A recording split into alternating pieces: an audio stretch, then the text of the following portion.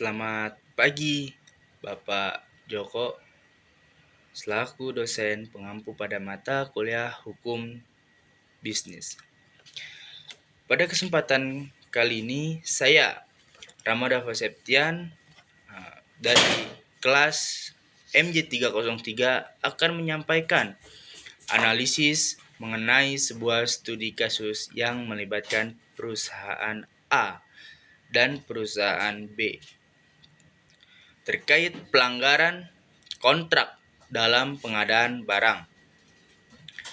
Kasus ini melibatkan permasalahan kewajiban pembayaran yang tidak dipenuhi oleh perusahaan B, meskipun barang telah diterima sesuai spesifikasi yang telah disepakati. Dalam presentasi ini, saya akan mengidentifikasi masalah hukum yang terjadi, menganalisis elemen-elemen yang harus ada dalam sebuah kontrak, serta metode penyelesaian sengketa yang dapat dan bisa dipilih oleh kedua belah pihak. Selain itu, saya juga akan memberikan beberapa rekomendasi hukum untuk memitigasi risiko di masa depan. Mari kita mulai dengan identifikasi masalah hukum yang ada dalam kasus ini. Pertama, perusahaan B melanggar kontrak karena tidak melunasi sisa pembayaran meskipun barang sudah diterima sesuai spesifikasi. Ini merupakan pelanggaran kontrak khusus terkait kewajiban pembayaran dari perusahaan B mengenai ketidaksesuaian kecil pada barang tidak dapat dibenarkan secara hukum karena kontrak sudah disepakati dan barang sudah diterima sesuai ketentuan. Kedua elemen-elemen yang penting dalam sebuah kontrak agar sah secara hukum ada 5. Yang pertama, kesepakatan yang jelas atau mutual agreement. Kedua, komitmen kedua belah pihak. Ketiga, obligasi yang spesifik. Keempat, ketentuan pembayaran. Dan yang terakhir, penyelesaian sengketa jika memang di dalamnya terjadi perselisihan.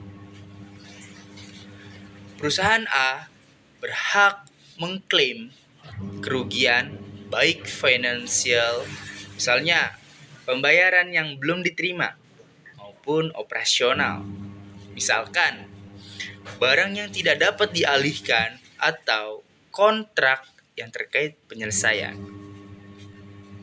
Sengketa ada 3 metode. Metode yang dapat digunakan yaitu mediasi, solusi untuk damai paling dasar. Atau langkah pertama dapat diambil. Yang kedua, arbitrase, dengan membuat sebuah kesepakatan dalam sebuah kontrak antara perusahaan A dan perusahaan B. Dan yang terakhir, berkaitan dengan hukum melalui pengadilan atau biasa disebut litigasi. Dalam kasus ini, metode yang dapat diambil dalam penyelesaian yaitu metode arbitrase karena cepat, efisien, dan dapat mengurangi biaya dibandingkan litigasi.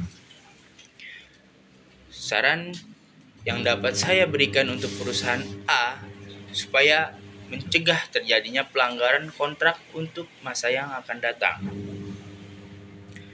yaitu dengan memastikan kontrak mencakup klausul yang jelas tentang hak dan kewajiban, serta mekanisme penyelesaian sengketa.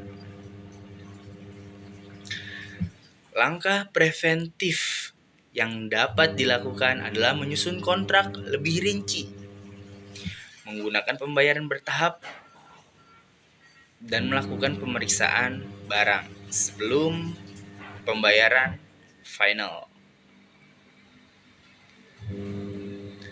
Demikianlah pembahasan saya mengenai kasus antara perusahaan A dan perusahaan B.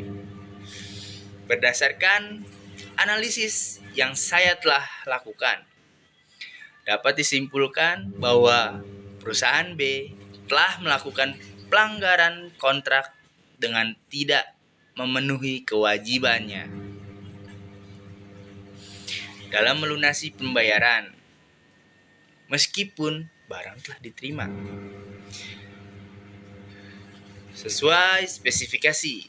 Untuk itu, penting bagi perusahaan A untuk memastikan bahwa kontrak yang dibuat mencakup elemen-elemen yang jelas mengenai hak, kewajiban, dan penyelesaian sengketa, seperti melalui arbitrase, langkah-langkah preventif seperti memperinci ketentuan kontrak, dan melakukan pemeriksaan barang sebelum pembayaran dapat membantu menghindari masalah serupa di masa depan. Terima kasih atas perhatian dan waktunya. Sekian dari saya. Wassalamualaikum warahmatullahi wabarakatuh.